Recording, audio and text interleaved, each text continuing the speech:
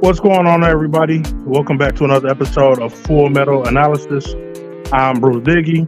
Got my co-host on the other side, Marcus, MJ Detroit. Marcus, what's going on?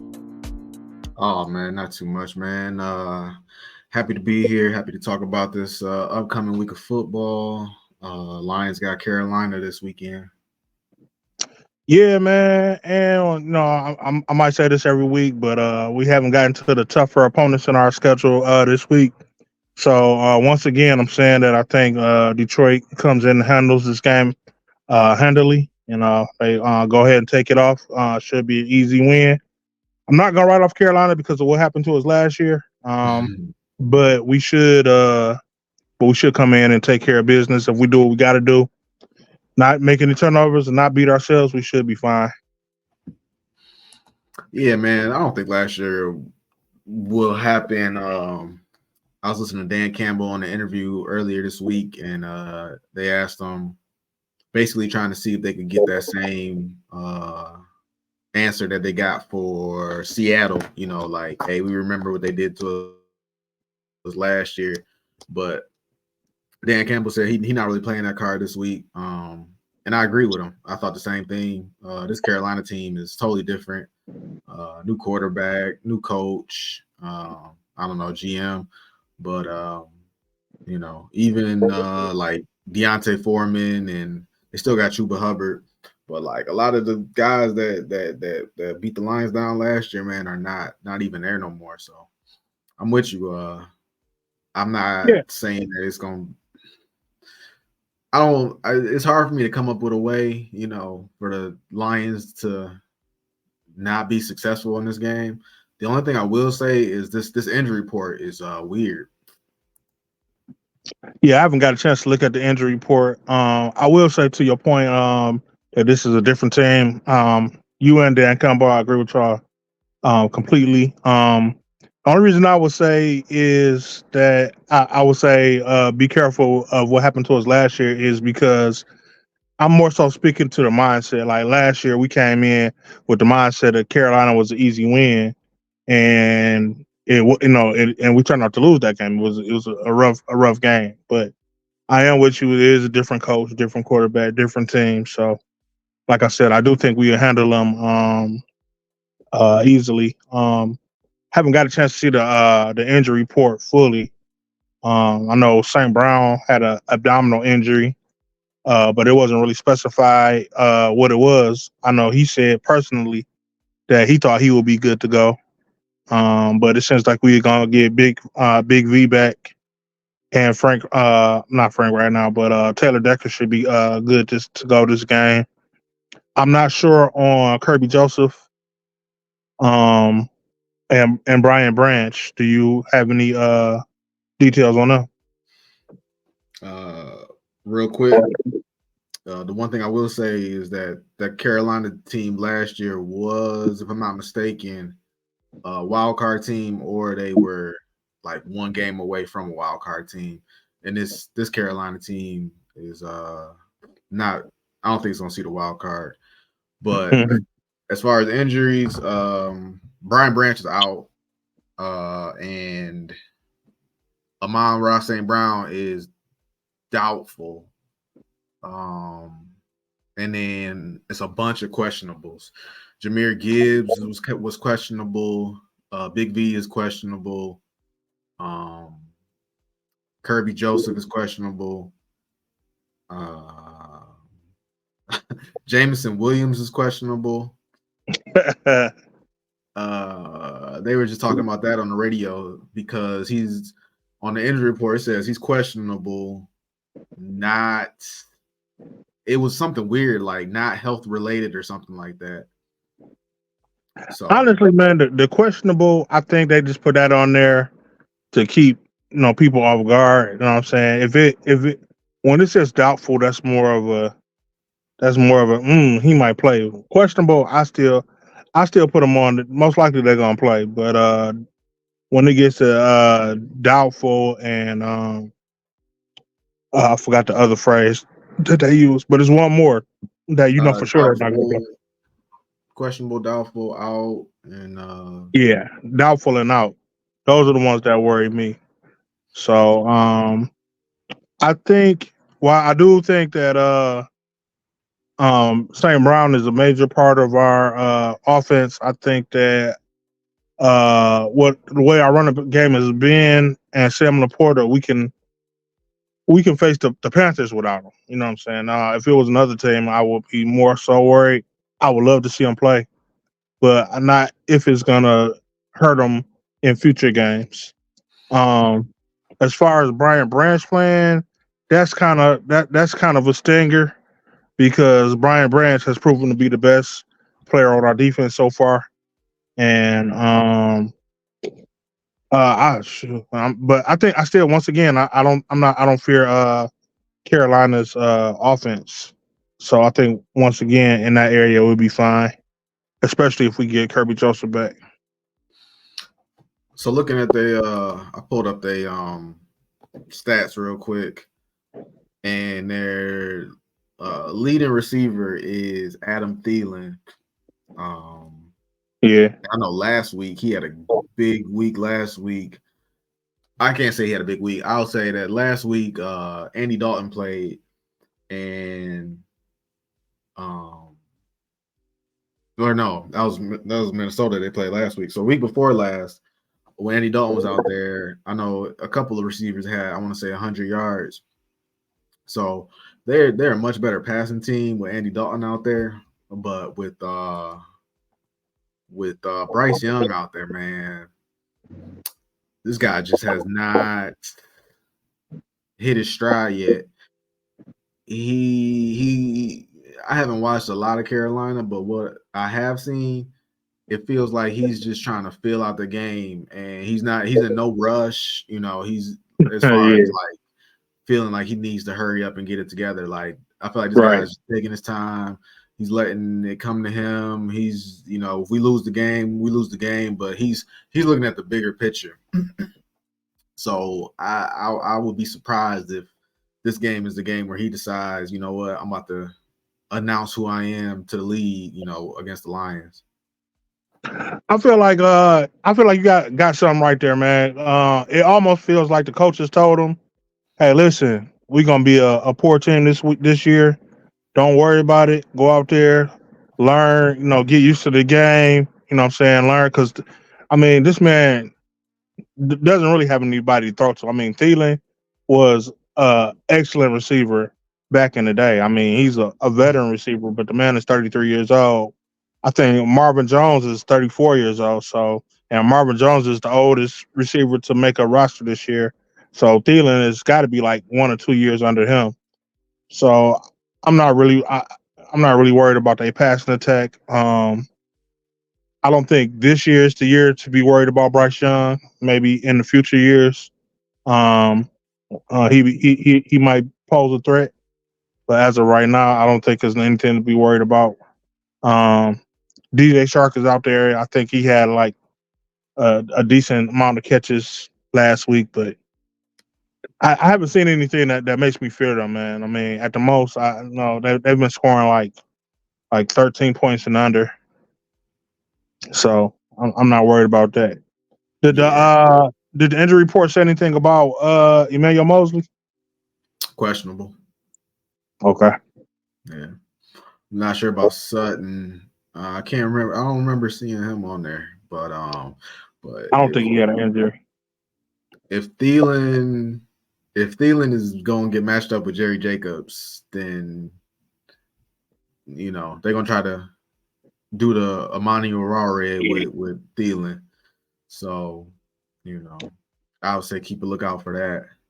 Yeah, when we faced Thielen last year, I think a Warrior was on him and he ate a little bit. But I think Jerry Jacobs is a way better than cornerback than Warrior. I mean, I don't think he's you know elite, but you know what I'm saying he's better than Warrior was. I think he'll be able to hold him down, especially with some help from our safeties. I think he should be all right.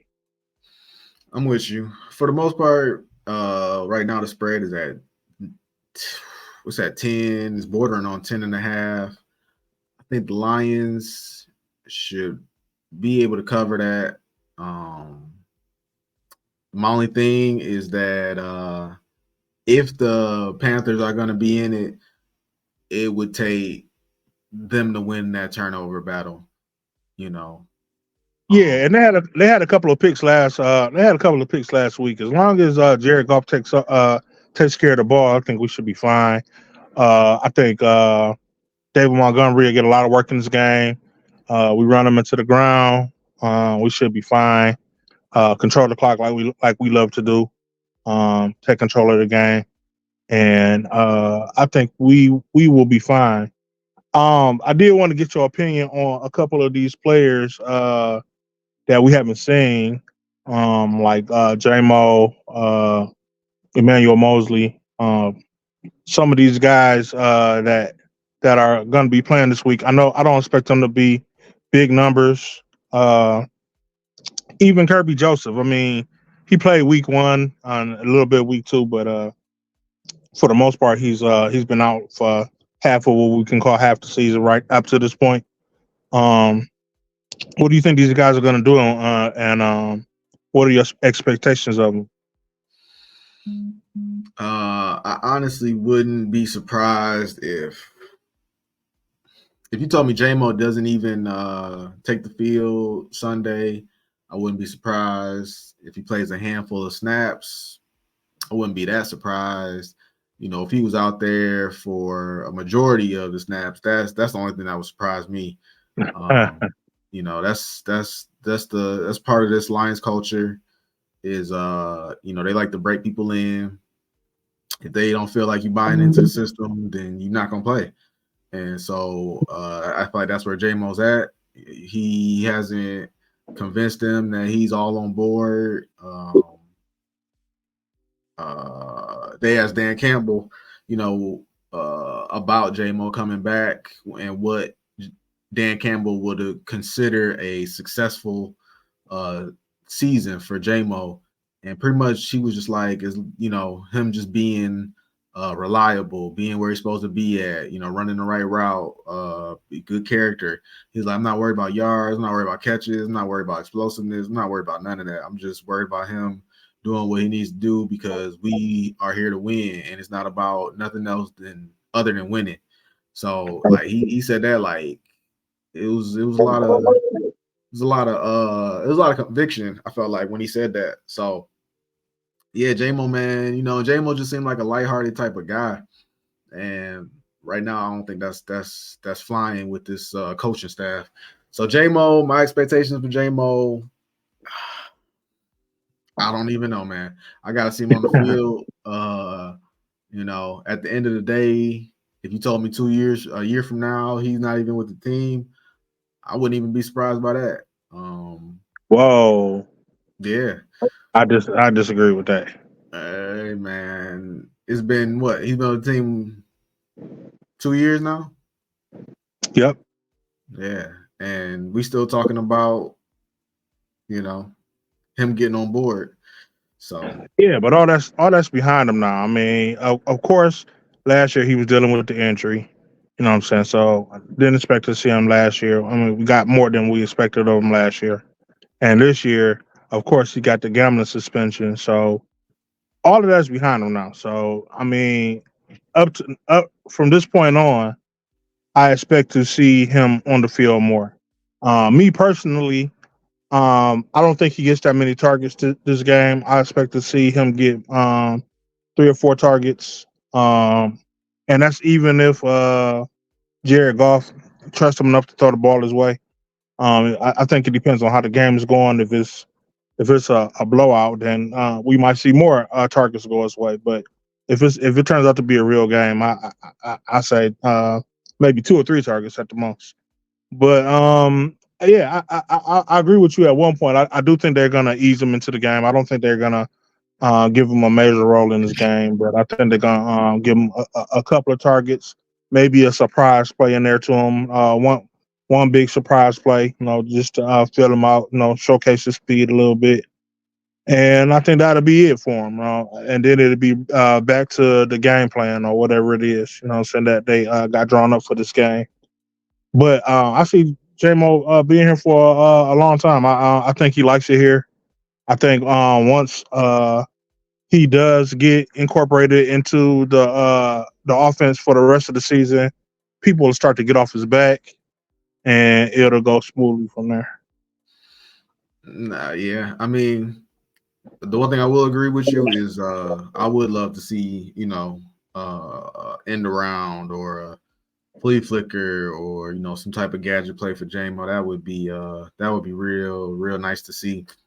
Where I disagree is him being here for a while and people being on his back. I used to agree with you on that, but now I'm starting to feel like the JMO angst is coming straight out of the coach's mouth. Like I was listening to somebody talk earlier. He was like, man, like, your number one wide receiver may potentially miss the game. And outside of Amon Ra St. Brown, our wide receiver room is not is not deep. And this guy has had the past 4 games off, so he should be in good condition. He coming off of an injury. Like honestly, this should be like the JMO game, like this should be the JMO game. But they don't have the faith in him, and it's like after 2 years, man. At some point, man, like you gotta let this guy fly, you know. I mean, and the time is now. I don't see a problem that they've done up to this point. I think the coaches have been working with what they've had with his availability, and now is this time to actually see what you've gotten with that pick that you made. And I just don't think they had an opportunity to see it up until now. I expect fully to see them incorporated now, but I don't think it's going to be as fast. Once again, man. Once again, I think people expect fast results, and I don't expect to see that. I Yeah, think man. that Two I think years they're is going. not 2 years is not fast though. Yeah, but it's not been something that the Lions could do about that. I Right. mean, I like I said, mean, yeah, I understand he hasn't played a full season, but like, hmm, I don't know. like Yeah, like I like mean, it sound like you counting them out before you even hit the field yet. You know what I'm saying? I'm not counting him out, but really in my heart, I want to see 100-yard game. I mean, just give me 100-yard game. I And mean, but yeah, but he hasn't played a game yet. I mean, give him a chance. I mean, we right, got if we hey, got if he had 100 we yards on Sunday, man, hey, that'd be the end of it. I'd be like, all right, I'm all aboard, but that's not gonna happen. yeah. Of course, it's not gonna happen because he hasn't played all year. I'm saying, like, I mean, give him a few games. You know what I'm saying? Like, it's 13 games left in the season. You know what I'm saying? Now, if he doesn't do anything by then, you know what I'm saying, it'll be something to worry about. But you know what I'm saying? It's Count, just he's gonna need some time. yeah. Counting him out as a player. No, I'm not counting him as a player. I like his talent. Loves him at Alabama. Counting him out as a Detroit Lion, yes. I might be leaning more towards counting him out. Um, Jared Goff. Jared Goff is gonna go out there and he's gonna make the right play. He's not gonna throw it up there and get a receiver a chance. That's not the type of quarterback Jared Goff is. He expects you to be right where you want to be at. And Jamo might be a type of player to be like, hey, I know you want me over here, but hey, I thought that was open, so that's the way I went. And he might be one I of them don't. type of players.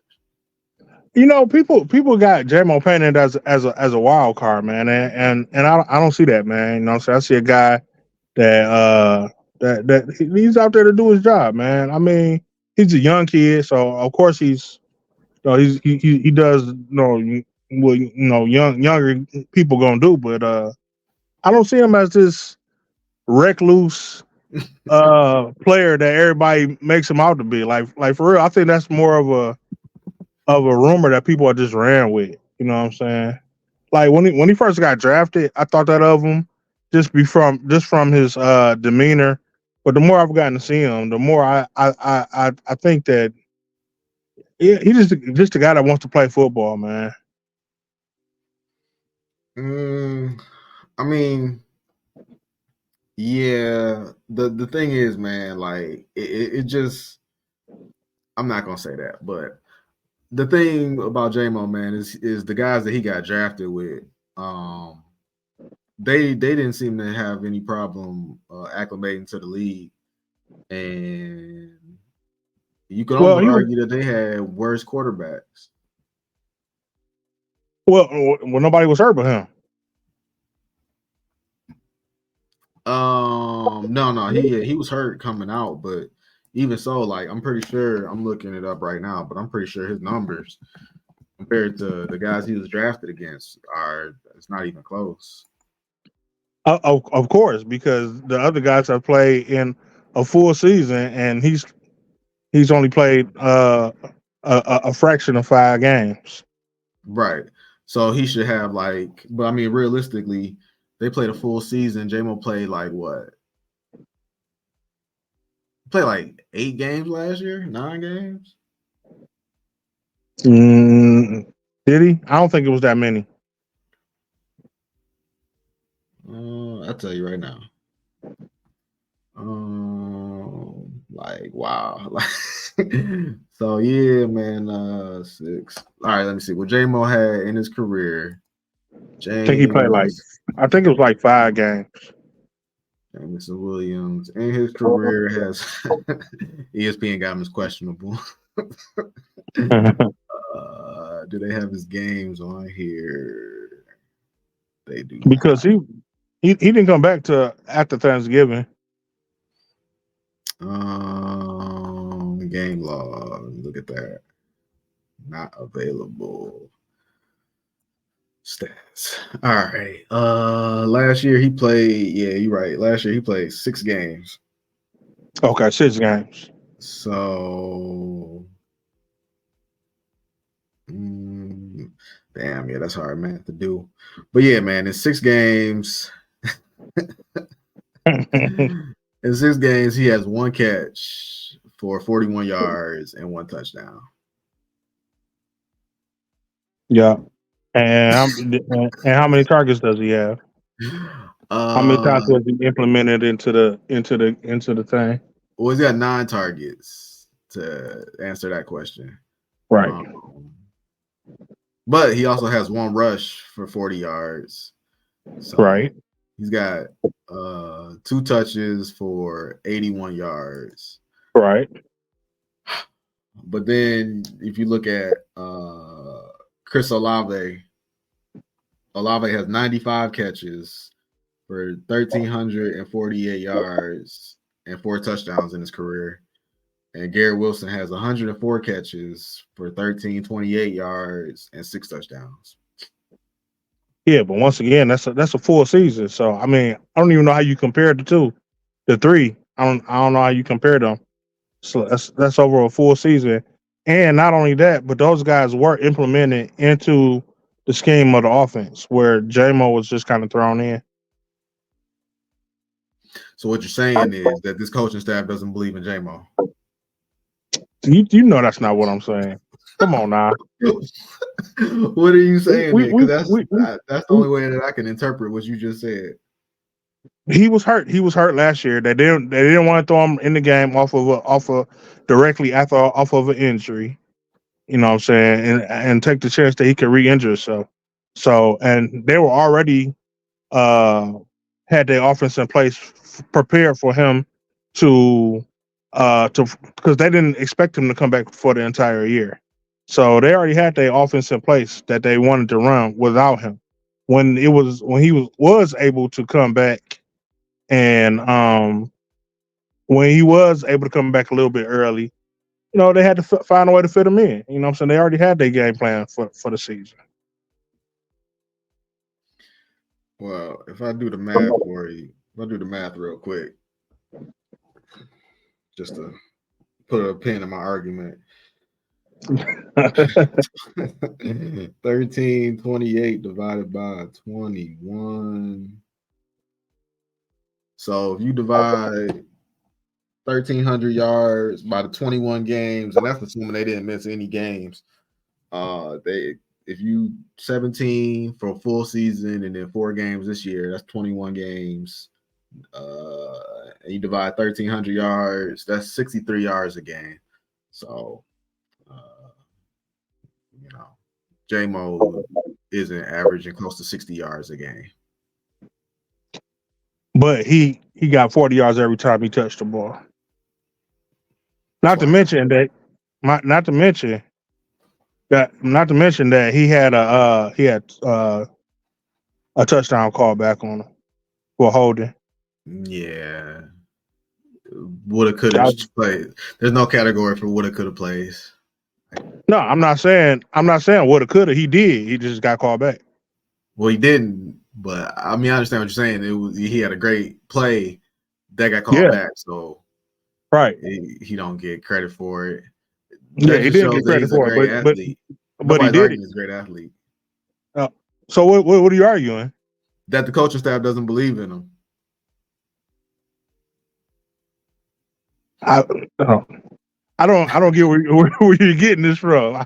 I don't get it. The guy has 1 catch in 6 games, and we are down receivers, or we're down our biggest receiver, and they talking about he might not even take the field. Like, at what point is it like, hey, it's your time to shine, Brucey? I mean, you expect him to. So that's why I asked you what your expectations was earlier. So you expect him to come in and have a big game this weekend. That's what you want from him. You want him to come in this weekend and have a big game. Personally, yeah. If I was in charge of the Lions, this would be the Jameson Williams breakout game. But it's going to be the exact opposite of that. It's going to be the business as usual. Like, go out there, run your route. The ball's not coming to you, but just go out there, run your route, and then at the end of the day, Lions will probably win, and it'll be a video clip saying, "Look at Jameson Williams. He put a great block on to spring that Jahmyr Gibbs 35-yard touchdown run." So I mean, but the guy hasn't played football all season. Like, you know what I'm saying? To throw him out there. Huh? He played preseason. This is preseason and real football and regular season are completely different things. He might as well play it in AFL. He might as well play it in the XFL. I mean, he running his route.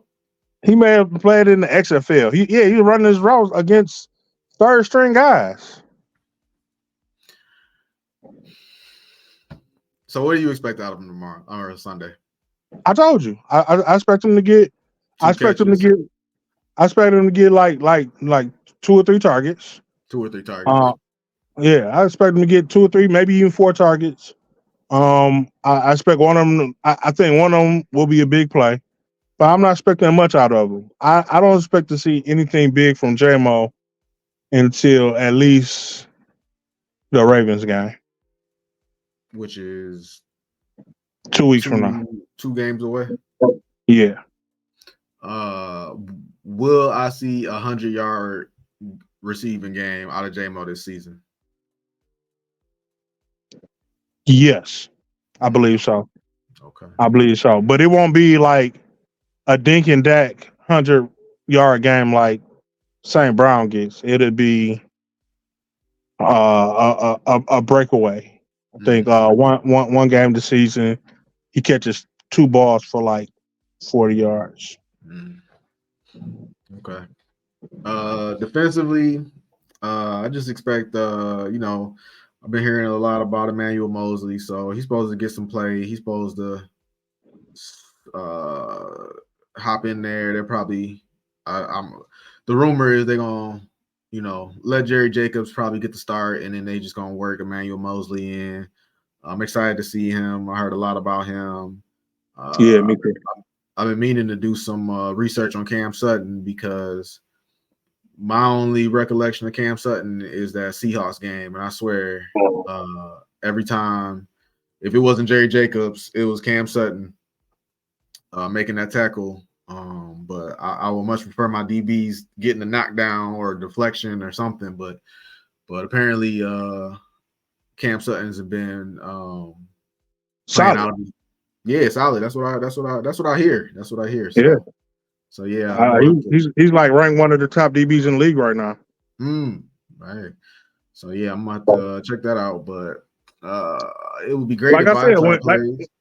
like I said in one of our early videos, if you don't hear his name, that's a good thing. I mean, you know what I'm saying, his receiver is not being doing anything either. You know what I'm saying?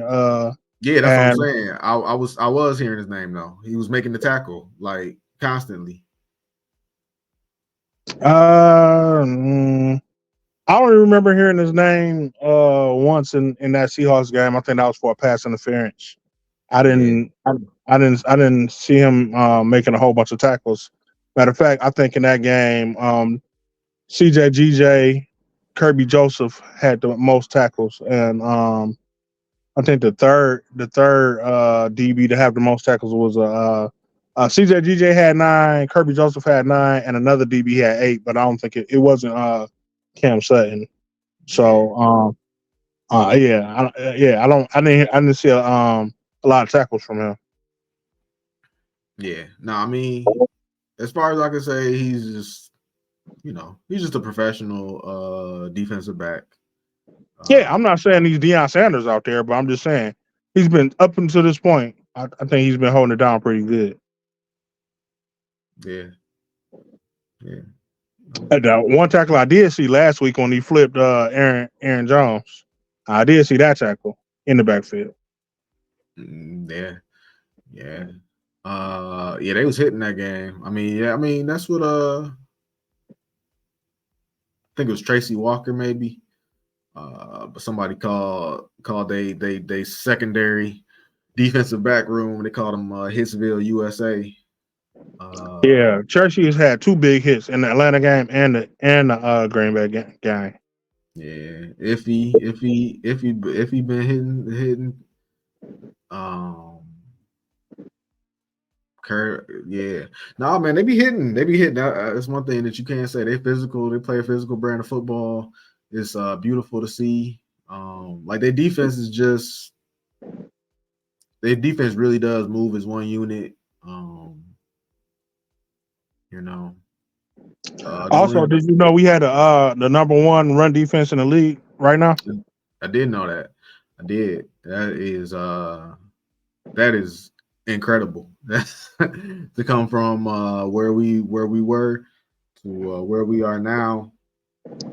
I think the stat was we are averaging 53 yards before contact, and the league average is like 160 something. So we're way above average. I mean, hopefully we can keep that up. It's only been 4 games. Hopefully we can keep that up. But I mean, it's not like we've been facing some scrubs. I mean, we've been facing premier running backs. So I mean, if we can do that against them, hopefully we can keep that up all season. I think Bugs has added an element to that. As far as the secondary is concerned, I think they had 2 shaky start off games. They did okay in the Chiefs game, but I thought they were rusty, and they did horrible in the Seahawks game. But the last 2 games, man, the defense has been looking elite, man. Yeah, Dan Campbell said something that I thought was a great quote, which is he says it's gonna be a lot of 0-3 teams or just a bunch of teams with losing records, and they about to go on 3-game. They about to go on 3-game runs, and you saw that yesterday with the Bears. Who knows what Denver's gonna do this week? I gotta see what they're playing this week, but Denver came back and won that ugly game last week. Denver, I think, is playing the Jets. You're right because you're right. That's a tough one. I think I got the Jets, but that is a tough one. I I want to take Denver, but I just don't know which Zach Wilson I'm gonna get. I mean, my heart says the Zach Wilson I've been seeing for the year and the past year and a half is the true Zach Wilson. But he came out and he impressed me last week, and I didn't expect that out of Zach Wilson. I never thought I'd see him play to the level that he played with last week. Of course, he came out and fumbled the ball and made my realizations real. Like oh yeah, that's the Zach Wilson I know. But I do got to give a man credit when it's due. He came out, he faced down the Chiefs, and I thought that was going to be a blowout game, and uh, the Chiefs barely squeaked by in that game. So I'm going to go ahead and say the Broncos still win that game, just because I don't believe in Zach Wilson. But that is a mystery game. I feel like it's pretty evenly. I feel like it's pretty evenly matched up. The only reason I get an edge to the Jets is because I feel like Robert Saleh, like I have no basis on any of this. It's just if you ask me, I just feel like Robert Saleh hates Sean Payton. Like I could just see him in the locker room talking all types of shit about him, and he's gonna really want to win that game. Well, one more thing I will say is I think that the Jets defense is I don't astronomically better than Denver's defense. And and Denver's offense is a little bit better than the Jets offense. So we put it that way. I mean, but defense don't usually put points on the board. So These are two quarterbacks that will allow defense to put points on the board. Russell Wilson, man, just has a knack for not getting rid of that ball, man. But what I will say is Russ has been playing good this year. I mean, most of the Broncos failures this year have come from their defense. I won't put that on Russ this year. I mean, he's had a couple of picks, but I don't. I think the defense has been more detrimental to their play than he has. Yeah, speaking of bad quarterbacks, I was telling you before we started this that in my fantasy league, I just traded Justin Fields for Joe Burrow. And Justin Fields is coming off of two, I think, That's back-to-back a horrible trade. four touchdown games. Yeah, yeah. He's been doing good the last couple of games. I mean, I thought he had it in him. I don't know if something just clicked or he's tired of hearing all the criticism or all the taking all the brunt of the criticism he's been getting lately. But he finally found DJ Chark, which I thought he was going to do from the beginning of the season. I mean, not DJ Chark, but DJ Moore, yeah. And go ahead. That's the thing, man.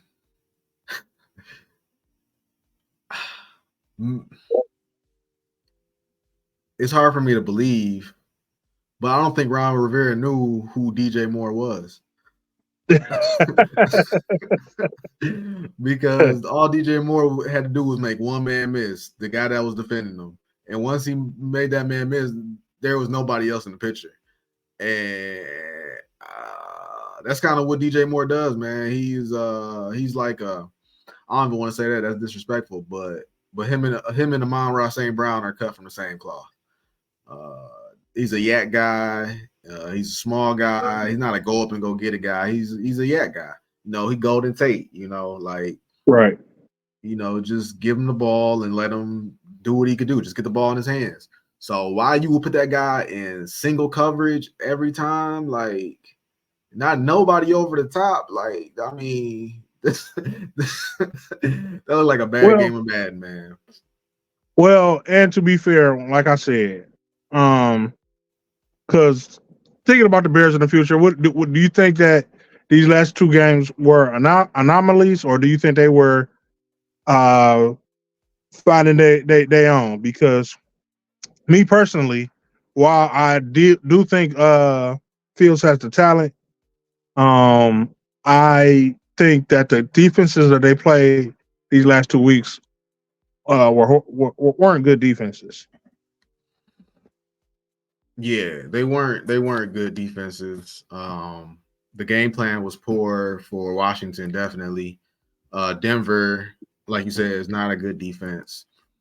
I did look at the Bears schedule, and they do have a pretty favorable schedule. So that's the only thing that I was hesitant on. But even if you watched that game last night, did you watch the game last night? I didn't, man. I didn't get a chance by the time I got in. It was mostly done. For sure. The if Fields wasn't hitting DJ Moore, or he got a pretty good connection with the tight end. If he wasn't hitting those two, then he was overthrowing people, especially Mooney. Like he could not get on the same page with Mooney. Somebody else he couldn't get the ball to. But like, down the road as the season goes on, and people, you would think people would try to take away more. It's going to force him to be, more of a quarterback, and he's not running. So, and on the flip side, Burrow, he had an injury coming into the season. T. Higgins is hurt. So I'm gonna just roll with Anthony Richardson, and I expect at some point the Bengals are gonna get it together. You still got Jamar Chase. They still don't have an offensive line, but I'm gonna be real interested to see who finishes with the better numbers at the end of the year. Because I hate making trades in fantasy, man. I always second guess them, but this one, I felt like I had to take it up. I had to take that one because I Fields watching Fields, man. I'm not sold on it. Yeah. I'm not sold on it either. Like I said, I think he has the talent. I think it's going to take him a while to get there. I don't think he was a quarterback that needed to be thrown into the fire.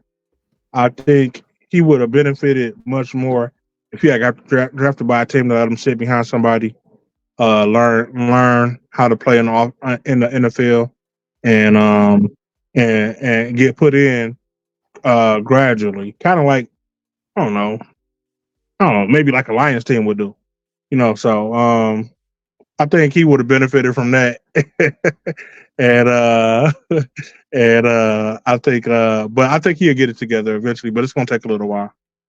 Mm. I've been hearing rumors that the Bears like tank and go for Caleb Williams, but I don't think that's a good idea. I think eventually he'll pull it together. The Bears are not in a good. That's another reason their organization is not in a good spot. Like if they would have lost that game, people are saying that the coach would have been fired, and he should Yeah, be. he should be. Yeah, he He, should be. yeah, I agree with you. Listening to him talk last night, I know I talk. I be talking about Dan Campbell all the time, but still listening to the Bears coach talk, it was like I can't imagine the players in that locker room. Like this guy's talking like a substitute teacher. Like just nobody's listening to this guy, and it shows, man. It shows the team is playing like nobody's listening to the guy. Like whereas Dan Campbell, he gonna demand your attention, and not even like in a confrontational way, like just how he carries himself. He gonna demand your attention, and I don't get that from the Bears quarterback at all. You mean the coach? Yeah, coach, my bad. Yeah, no, not at all. Um, so but getting back to the game, I think that the Lions win this game. I had a 31-10. Um, once again, I'm not sure. I think they win this game handily. I'm not with that injury report. It's still hard to know who's going to be playing, so it might come out more way differently than what I think. But I still think they win it easily. I think Lions are going to have a lot of offense. The Panthers haven't showed that they can put up a lot of offense, so predicted 31-10. Um, what about what you already said your score, didn't you? Nah, if I had to say my score, I would say Panthers. I say Panthers 20, Lions 29. Oh, okay. You got it closer than what I expect. Yeah. Yeah. You know, I don't think it's gonna be I don't think it's gonna I think the Lions are gonna win, but just at the same time, I think that they played Minnesota tough last week. Oh, shit. Uh I think what they 0-4? Yeah, they haven't won the game. They haven't won a game yet, so they gonna come out tough. Jared Goff on the road. Uh, we still got some pretty good weather, so he should be okay. But still, maybe no Amon Ra. Um, maybe no, probably Jahmyr Gibbs plays, but it's just a lot of question marks on who's gonna play on offense. So, that Jared Goff don't really do well with question marks. Jared Goff is more of a, you know, more of a set in stone guy, and gives you what you need as long as you give him what he needs. So I think it's gonna be a little shaky start, but at the end they'll get it together and pull it out. Yeah, once again, like I said, I think a lot of this game is going to be on Montgomery's back, and but I'm not shaken by the players. I don't think Carolina is good enough to be worried too much about this game. I don't think they should take them lightly, but I still think they manhandle them. And while you're right about them not having St. Brown in the game, I think Montgomery and Laporta evens that out for him. Amon Ra St. Brown was his like in case of emergency, throw here, but I think he found a couple of backups for Amon Ra. Amon Ra is still his number one target, but uh, Saint and not Saint, but Laporta and Montgomery have been dependable these last two games. All right, just for S's and G's, let's see what we got here. I got three offensive ones for you. I was just thinking while you was talking. So we'll say Jameson Williams. Let me see. Marcus Bruce. So Jameson Williams, over under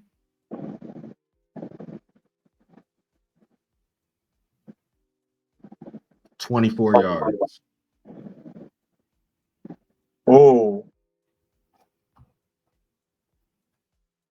uh, for this, oh dang, that's a tough one. Um, I'm gonna go over. I'm gonna go over. I don't think it'll be much more over than that, but I think he gets a couple of I think he gets a like a 15-yard catch and a 10-yard catch. Not by much. I don't think it's gonna be over by much.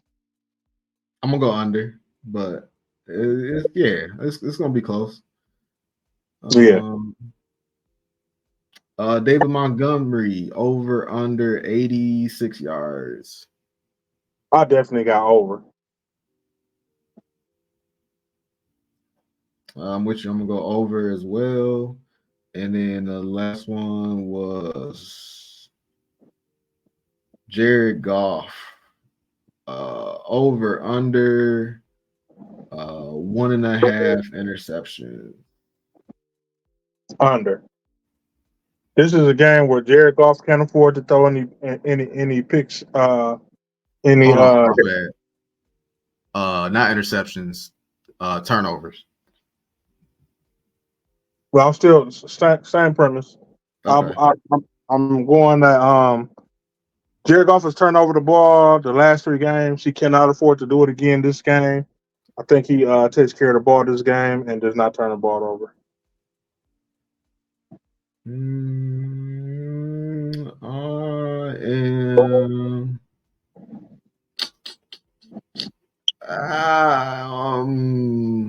Just for S&Gs, I'm gonna say over, but you probably gonna be right on that one. All right, you want to go through the games real quick? Yeah, real quick. Do you have written down what we had for last week? Yeah, do. Last week, I'm petitioning one of my losses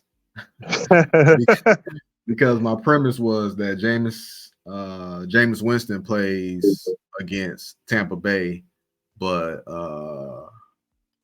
Derek Carr went out there and Matthew Stafford did. So, but if you allow me that petition, then we was even because you had Washington winning last week. You didn't have Washington. You had Washington +9, and they covered against Philadelphia. Right. You had the Rams. They beat the Colts in overtime, and you had Tennessee beating Cincinnati, who has yet to show up yet. On the flip side, I believed in your boy CJ Stroud. Texans beat. I believe they beat the Steelers. They did. The Texans are surprisingly good, dog. I mean, right? Yeah. No, CJ Stroud, man, surprising me. Oh, I knew Stroud was going to be all right. I just didn't expect the rest of the team to give him any help. They got I think they got a lot of big body receivers down there, and Stroud pretty big himself. I think they got Laramie Tunsil is like the highest paid offensive lineman in football. So my man, hey, it shows you ain't got to pass a test to be a quarterback, huh? So far, man, so far. Minnesota, I had Minnesota. That was my lock. They came through. It was scary at the beginning, but they came through. Beat Carolina. And then I want to ask you for one pass too, man. I picked the Browns, not knowing that whatchamacallit wasn't gonna play. Man, you know the massage records. Oh yeah. Deshaun Watson. Yeah, Deshaun Watson. I didn't think he was gonna play. I mean, I thought he was gonna play. Right.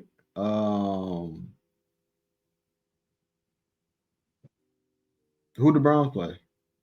They played the Ravens. Oh, okay.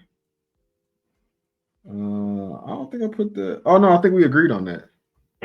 Oh, we did. Yeah. Okay. Because the other one was you took the Raiders. The Raiders lost. I think you took the +6 on the Raiders against the Chargers. Yeah, once again, I didn't know Jimmy Garoppolo wasn't gonna play either, but I'll let that one go. It's the Raiders, and I don't think it really mattered. Yeah, so it was pretty even. If not, you got one. All right, so let's see what we got this week.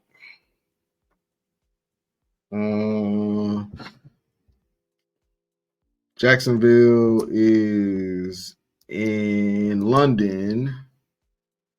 They're getting 5.5 from Buffalo. I think Buffalo. I'm not gonna take that 5. I think Buffalo wins that game. I think the Jacksonville takes a big L on that one. I won't take the points. I'm just gonna stick with Buffalo.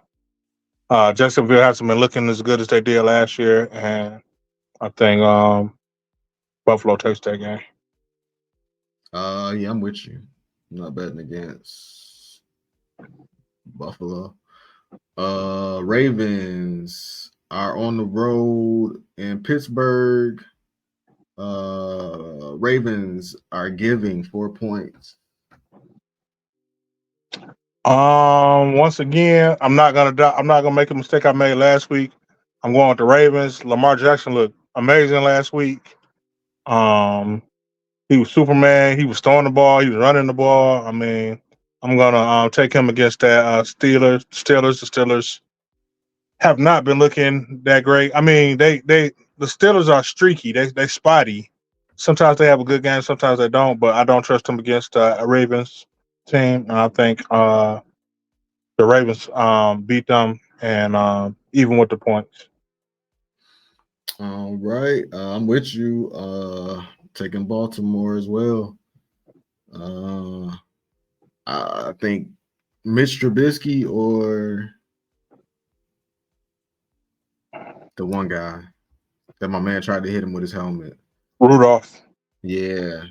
If Mason Rudolph is out there, I'm definitely taking Baltimore. Mitch Trubisky will surprise you from time to time, but yeah, nah, I'm not putting the faith in there. What else we got? Next we got Carolina getting 9.5. Oh wow. I thought they were going to Carolina. Wow. No, they in Detroit. Oh yeah. Yeah, let me change that back then. Yeah, I'm with you. I'm going under 1.5 turnovers. Yeah, Carolina getting 9.5 from Detroit. All right, you already got my answer there. I think we I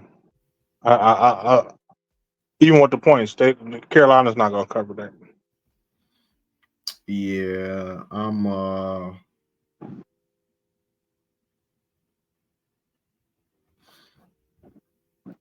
gonna agree with you. Even though I said my score was 29-20, but I'm gonna agree with you. Tennessee Titans giving 2.5 points to the Colts. I'm actually gonna take the Colts in this game because Anthony Richardson has been looking good. I think he gets better. He's getting better every week. They were in the dogfight with LA last game, and just like Pittsburgh, Tennessee has been streaky. Um, I have more faith in Anthony Richardson than I do in Tannehill, so I'm going to take them. I'm going to take the Colts, and I'll take the points too. I kind of agree with you. I don't like Tennessee. I can see I can see Derrick Henry, no hot take here, but I can see Derrick Henry having a good game and them running it down their throats. At the same time, Jonathan Taylor might actually play in this game. That'd be cool to see Anthony Richardson and Jonathan Taylor on the field. So yeah, I'm with you. I'm taking the Colts. We're gonna agree on this too. The New York Giants are giving 12.5 to the Miami Dolphins. Oh my! Oh yeah, no, they don't cover. They're getting 12.5 from the Miami Dolphins. The Giants don't cover that game. Wait, so no, I think Miami might put up 70 again. I'm going with the Dolphins all the way. Yeah, Dolphins here. And they're trying to get I think they just got Chase Claypool too, who hasn't been able to stay with the team in the league, but who knows? Maybe Miami can figure out how to get him in there. I don't understand why they don't need they don't need another receiver, especially a toxic receiver. Right. Right. All right, I gotta pick Saints versus Patriots.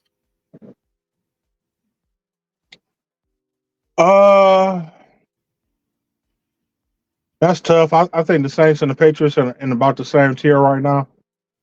But I'm gonna go with the Saints because even though Bill Belichick is got that as is a mastermind, I think that the Saints have been looking better than them this year, slightly.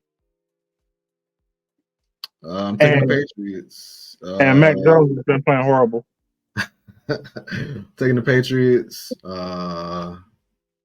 I mean, You damn, know they how I do. feel about Mac Jones. I knew you was gonna back up your guy. Yeah, I mean, they do. They bench Mac. Hell, it might be Zappy out there. If Zappy got Zappy come out released. there, I might attach my vote. Zappy got released, so there's that. Yeah, they said, "Don't worry, Mac. We don't believe in that." They should Uh, have said they don't. We don't believe in either one of you guys. yeah, they need to free Mac as well. Let's see, we got Texans, Falcons. Falcons are given 1.5.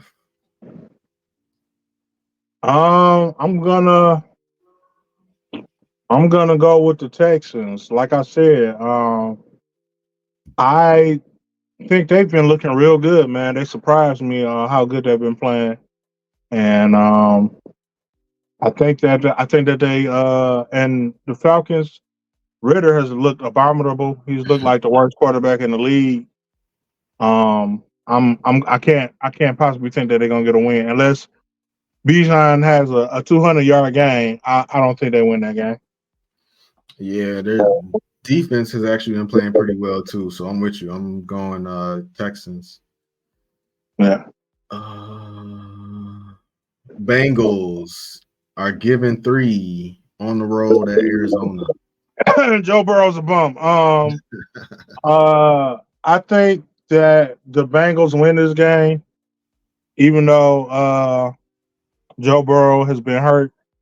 Arizona, while they've been playing scrappy, I don't think they have what it takes to beat a Bengals team. And at some point, the Bengals have to get it together and put it in. So even though my heart says I hope they go out there and fumble this game out, I still think the Bengals will take it.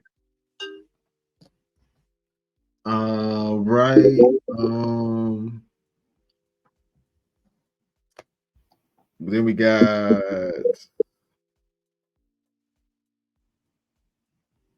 Philadelphia giving 4 to the Rams. Oh, I'm gonna take the Rams with the points. Rams with the points. All right. Give me 1 second, man. All right.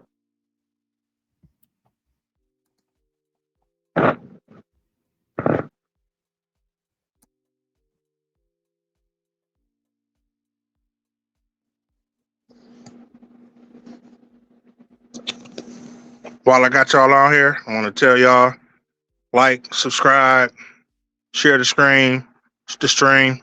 Um, support us. We at the all the way at the bottom of the algorithm. It's hard for us to get views. So if you're seeing this, uh, give us some support, man. Show us some love. We got Lions Fever. Talk about the Pistons, and yeah, we trying to make it. We're trying to make it. We're trying to make it out there big and compete with some of these other stations out there. So let us know what you think. Support the stream. Um, while Marcus is gone, I guess I want to. I could say real quick, man. I've been really thinking on this Jared Goff thing, man. He like I said last week, man. He's got me on the fence about what to do with him. But I've been hearing on the radio a lot of people just want to say that, oh, they've been talking about Goff like he's just this elite things. He's been doing good this thing, but I don't think. Well, I like Goff. He's turned around a lot since he's first came to the team, and but I've heard this narrative that some people want to pay him more, uh, pay him this big contract over over the rest of overpaying the rest of the team. Or like if you just pay Jared Goff that you can just Brad Holmes will just find other picks in the draft. No, I mean that can't stand forever. Brad Holmes has done an amazing job in the drafts these past couple of years, but eventually you got to miss. So no, you keep the good players that you got, you pay them, and if golf is willing to make a deal, then I can see you trying to make a deal with him. But no, I wouldn't pay him over the rest of the team. The rest of the team is what makes this a successful franchise. I wouldn't hang my hat on golf. Golf is not going to go out there and win you any games by itself. So I don't understand this narrative. Yeah, pay golf and we'll just make up for it in the draft. No, it doesn't work like that. And especially with what we've been seeing about how the Lions bring along their rookies, they don't even throw them into the fire anyway. So Hooker will be sitting for I say you extend golf for another 1 or 2 years. Uh, After that, let him go get his money somewhere. Bring in Hooker. Let him give him the keys to the franchise. Let him take over, and just go from there. But paying golf and letting these other guys like Sewell or CJ, GJ, Tracy, all the guys that are making the team what it is, that's crazy talk. They're not as replaceable as you think. I think as Lions fans, I think sometimes we get a little too comfortable. Um, you would think the Lions have been a Super Bowl team for all these years, as much as confident as everybody's like, just get rid of this guy and get rid of that guy. Um, I think we have to value the players that we got, hold on to them. We finally got a good team. Do not disband this team. Uh, I think people lose perception of what's going on um, when things are successful. They forget how we didn't have a good running back for all these years, or the struggles it took to put a defense and an offense that's good together at the same time. So no, I want to be in a position to pay the guys that we have and not hang my hat on everything on Jared Goff. That is completely irresponsible. If they do that, I would be highly upset. Talking about that Jared Goff contract. Yeah. The thing I heard, the best thing I heard, the best way to put it, I guess, is somebody said, "What's his signature moment as a Detroit Lion?" And that's something that they wanted to see, and I could get with that. When have we been down? It's just been like an ugly game, and he's kind of put the team on his back and drove downfield and won that game. Like if he would have did that against Seattle, that would have been a signature moment. But instead, he came out, he threw a pick six. So that's a real big thing that I would love to see from Jared Goff. My thing about Jared, man, is that he like you said, he's not the guy to put the team on his back. He's more of a I won't fuck this up. You know what I'm saying? He's been making better throws lately, but put the team on your back to go out for him to go out and win the game. That's just not him. Like, I seen a little bit of it the other day when Green Bay was coming back. He got a little flustered in that third period. He was about to the pressure. It seemed like the pressure was on. He was about to start feeling it, and he wavered a little bit. He wavered a little bit, but he pulled his jock strap up. He got it back together, got back on track. So I will give him props for that. But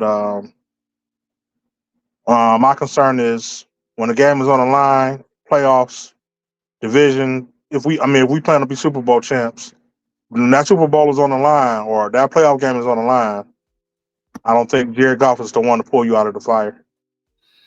And my if you want me to nip, nah, if you want me to, but my just my little nitpick about the Jared Goff love right now.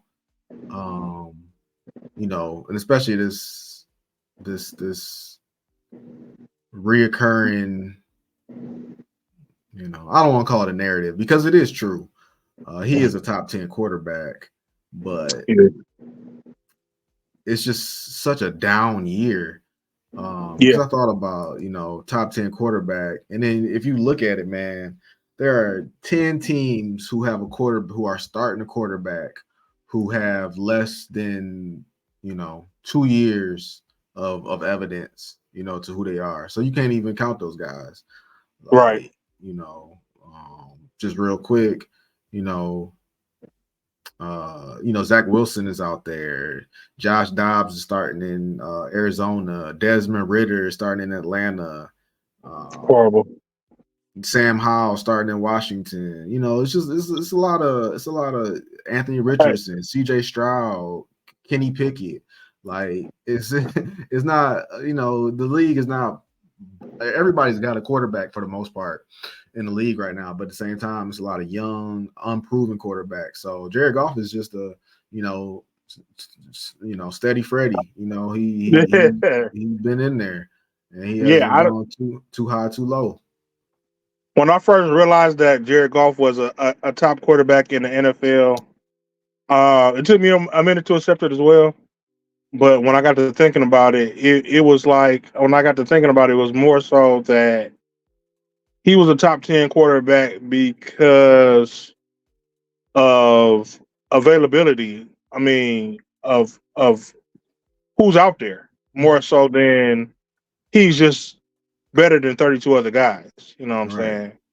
now, So and it's kind of like how I feel about the TJ Hawkinson situation. Like, yeah, TJ Hawkinson is the top 5 tight end in the league, but that's because there aren't many great tight ends in the league. while Jared Goff is better than Daniel Jones, did you see the Giants versus the Chargers? I think they played that Monday Night Football game. No, I didn't because the Giants don't interest me. When I see Giants, I kind of forget about it. It kind of just fades from my mind. The Giants, Daniel Jones got sacked 11 times. Khalil Mack had 6 sacks. I, Khalil I, I Mack, did see the I did see the highlights from that game. I think. yeah, I think Khalil Mack had 6 sacks by himself, and that just goes on to my point. Like Daniel Jones will snap that ball, and somebody would be right there in the backfield. So if I put Jared Goff on that team, you know, would he make the team look better? You know, that's like I said, I think Definitely, Jared definitely. Goff. I think Jared Goff is a better quarterback than Daniel Jones, but like when I say top, you know, when I think of top 10, it's like, okay, you could take this guy and you could put him on any team, and you know, you gonna be able to like, oh yeah, this guy is still a top 10 talent.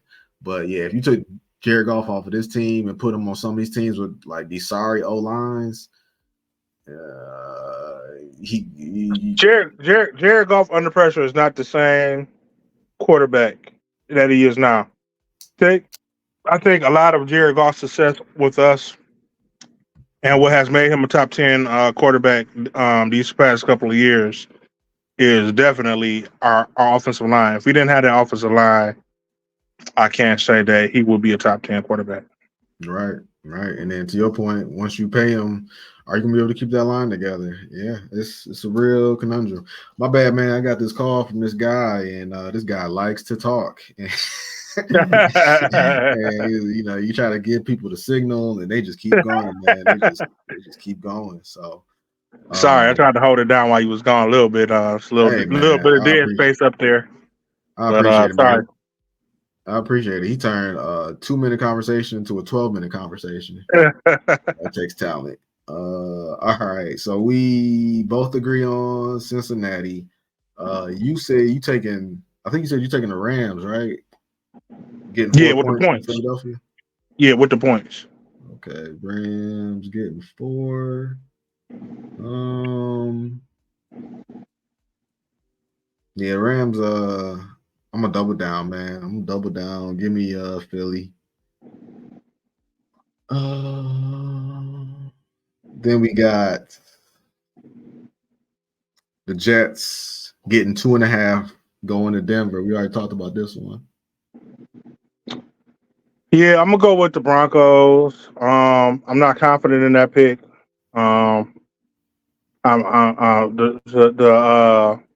the Broncos don't inspire me with a lot of confidence, but I'm gonna roll with them because while they don't inspire me in a lot of confidence, I definitely don't have confidence in Zach Wilson. So, and defense can't put you up points. Like you said, these quarterbacks they can, but usually defense don't put points on the board for you. I'm telling you, I just feel like Robert Saleh uh, hates Sean Payton and hates Russell Wilson at that. Kansas City is going to Minnesota and giving them 3.5.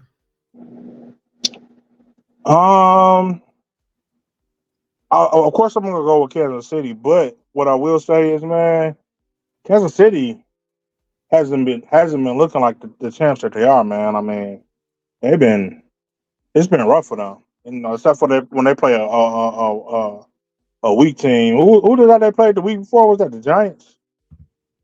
Not the Monday night game. Who did they play before this past game? They played the Jets, and then before that, they play the Bears. Oof. Oh yeah, the Bears. See, yeah, they put a hurt on the Bears, but of course you put a hurt on the Bears.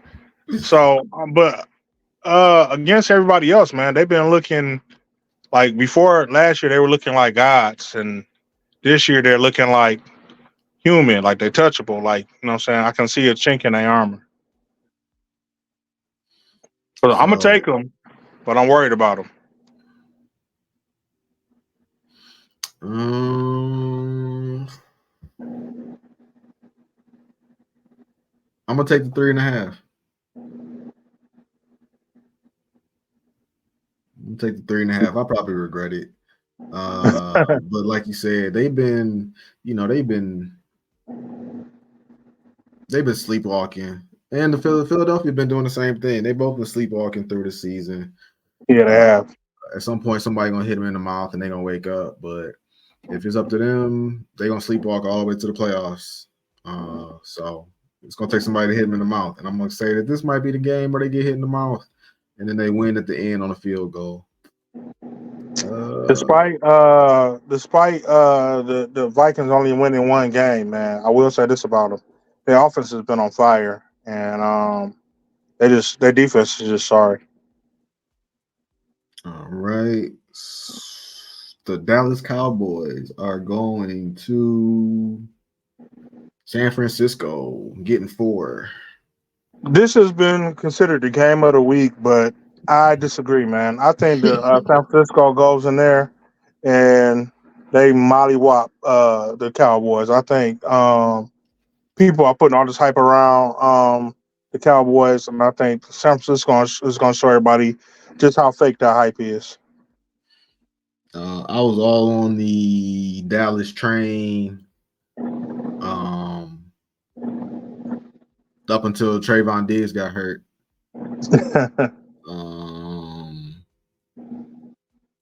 Michael Parsons probably it ain't no probably. Michael Parsons is gonna make himself known, Yeah. but it's not gonna be enough.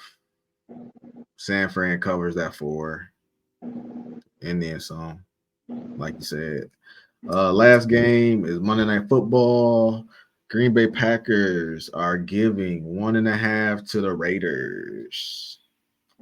Green Bay takes that game. I keep The saying Raiders haven't. giving. They're getting. My fault. Green Bay Packers are getting 1.5 from the Raiders. Oh, they're the underdogs. Yep. Oh wow. It still doesn't change. I take Green Bay in that game. I think Green Bay wins that game wholeheartedly. The Raiders haven't shown me anything. I don't think they're a team to be feared in the NFL.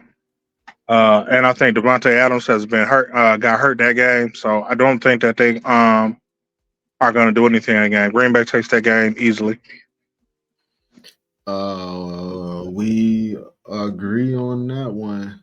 Yeah, Devontae will be seeing his old team, but I don't know who's throwing the ball. So, and you might have Jair Alexander back. So, yeah, I'm going with Green Bay. So yeah, we only differ on 3 games. Look like no, we differ on a couple. So let's see, just to recap. Okay. So yeah, just to recap, you got the Saints, I got the Patriots, you got the Rams and the 4, I got Philadelphia, you got Denver, I got the Jets, and you have KC, and I got Minnesota, and the 3.5. But yeah, man, that's all I got. All right. Well, I think that was pretty much all that had to be said, man. We'll get back at you after the game. This following week come up. See how our Lions did this week. Like I said, once again, I think they're gonna take the game heartily, easily. Put them in the body bag. Hope to see y'all out there supporting the Lions this week. You know what I'm saying? See the ski mask out there. Let me see all the ski masks.